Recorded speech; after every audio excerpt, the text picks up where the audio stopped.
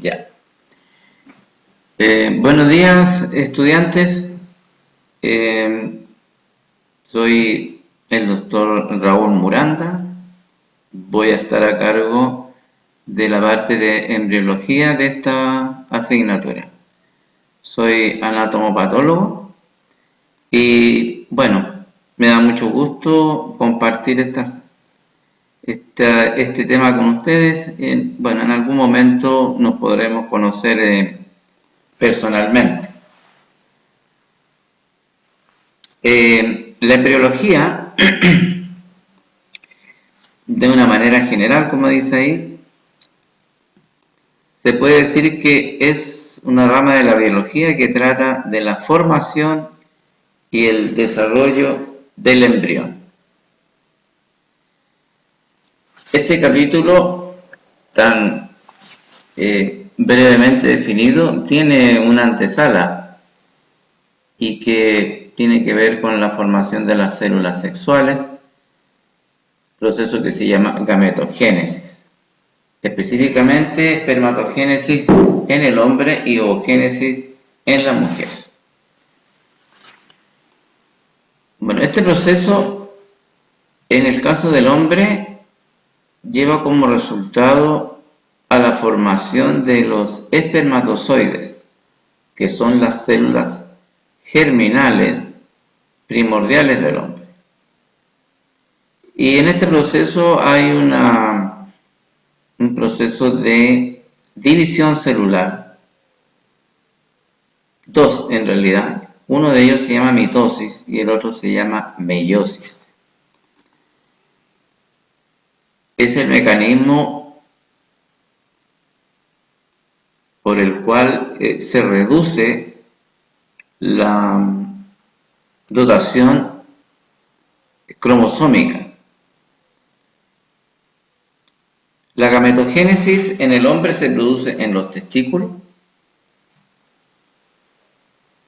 y son células, los espermatozoides, las células reproductoras masculinas destinadas a la fecundación del óvulo. Son muy pequeñas, miden apenas 10 a 60 micras y están compuestos por una cabeza que contiene el material cromosómico y una cola o flagelo, que es el que le da después la propulsión a la célula. En los testículos, como vamos a ver más adelante, se encuentran los túbulos seminíferos, que son pequeños conductos, pero muy largos, miden entre 30 centímetros, 30 a 60 centímetros de longitud y hasta 0,2 milímetros de diámetro. En el epitelio de estos túbulos se encuentra tapizado por una capa de células germinativas o espermatogonias, que es la célula base en la cual se provoca la espermatogénesis. Por acción hormonal se inicia este proceso y la espermatogénesis dura aproximadamente de 62 a 75 días en la especie humana y consta de tres etapas: la mitosis o espermatocitogénesis, meiosis y espermiogénesis. Por tanto, la espermatogénesis es el proceso completo. La espermiogénesis es el último paso de esta y en la cual se produce la maduración de espermátida a espermatozoide. Las células en general de nuestro organismo tienen una dotación haploide o diploide, que tiene que ver con el número de cromosomas que contiene la célula, dependiendo de la fase de la espermatogénesis en la que nos encontramos. Los diploides son las espermatogonias y tienen la dotación completa de cromosomas. La vamos a llamar 2N.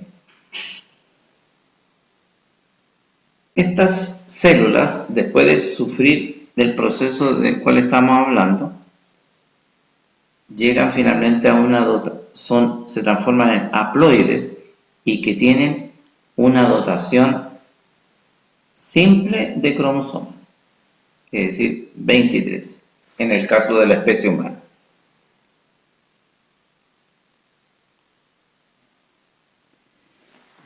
Este es un esquema bastante reducido de cómo ocurre la espermatogénesis.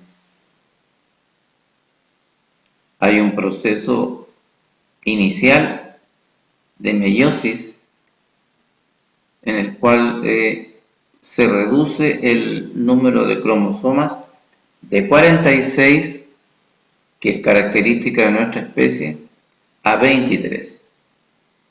Y en la última parte de la espermatogénesis ocurre la diferenciación, en la cual las células que se llaman espermátidas se transforman finalmente en espermatozoides,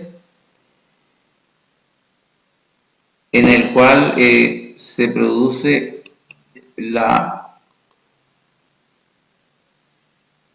se forma la cabeza, el cuello y la cola o flagelo. Aquí, en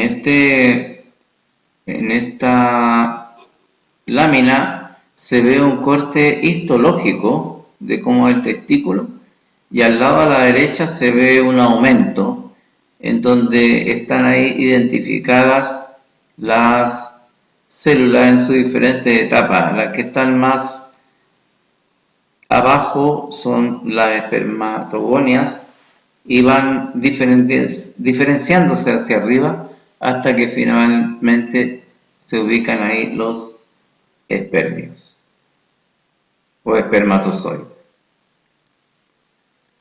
Aquí hay un esquema y al lado derecho el corte microscópico histológico de el mismo proceso.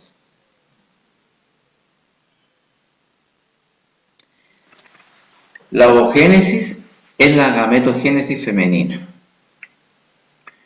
El ovocito, que se encuentra en el ovario, también sufre un proceso de meiosis.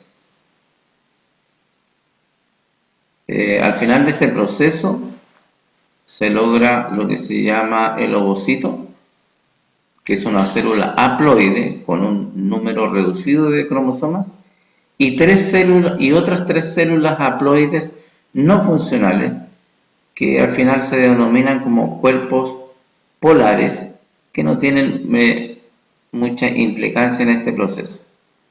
Las ovogonias se forman a partir de las células germinales. Durante la gestación, como lo vamos a ver en otra clase, se originan de una zona que se llama epiblasto y migran hacia lo que va a ser después la zona gonadal del individuo, más o menos como a la 5ª semana de gestación. Una vez en el ovario, experimentan mitosis, es decir, se reproducen una vez y otra vez y otra vez, hasta que como a la semana 20 han alcanzado un número de 7 millones. Después, por un proceso de reducción, al momento de nacer, estos se han reducido apenas a 400.000. Y de los cuales solamente unos 400 serán ovulados durante ya la vida de la mujer a partir de la pubertad hasta aproximadamente los 50 años. A partir de las 8ª semana de gestación y hasta los 6 meses después del nacimiento, las ovogonias se diferencian en ovocitos primarios que entran al proceso de meiosis y comienza a a formarse el folículo, inicialmente llamado folículo primordial.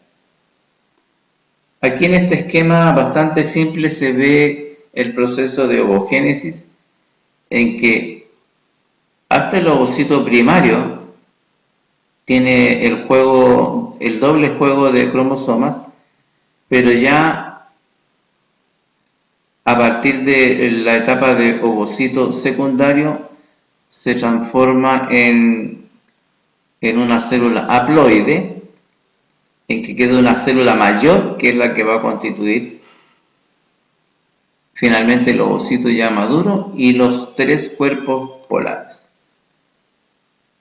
Aquí hay otro esquema en el cual se ve un poquito mejor lo que les había dicho.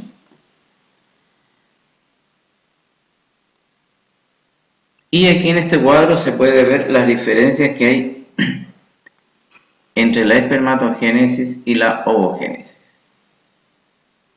Está claramente indicado. Y abajo se ve también un cuadro con las semejanzas que tienen ambos procesos.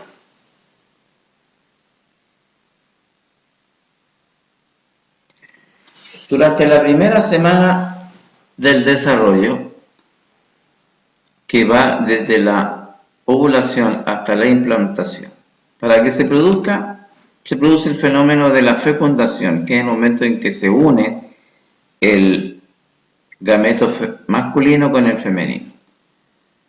Para que se produzca la fecundación, la mujer ha de estar en el periodo de ovulación, que es el momento en que el ovario libera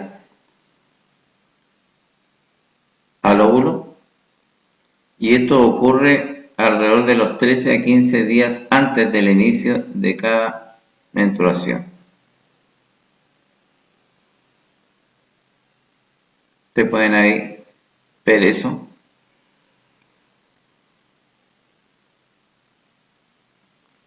Como se ve, la fecundación humana en el hombre, en la especie humana, es interna.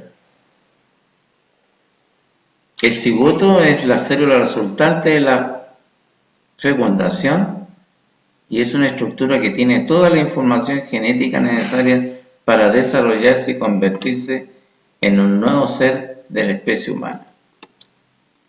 En la fecundación se determina el sexo, porque el óvulo solamente tiene cromosomas X, que es el femenino, el espermatozoide tiene X o Y, y dependiendo del aporte del espermatozoide va a ser el género de la nueva criatura.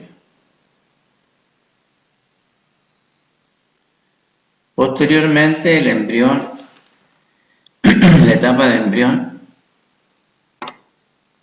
se produce división celular.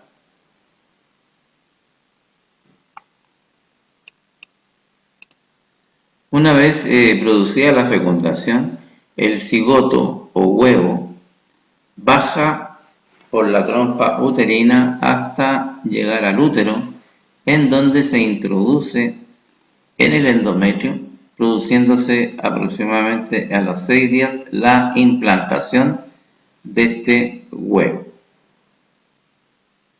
En este esquema que estamos viendo acá, se va produciendo paulatinamente la implantación del huevo en la cavidad uterina.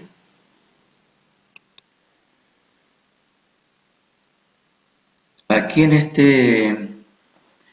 esta página encontrarán 2 links para que ustedes los revisen en algún momento, en donde se les explica también esto.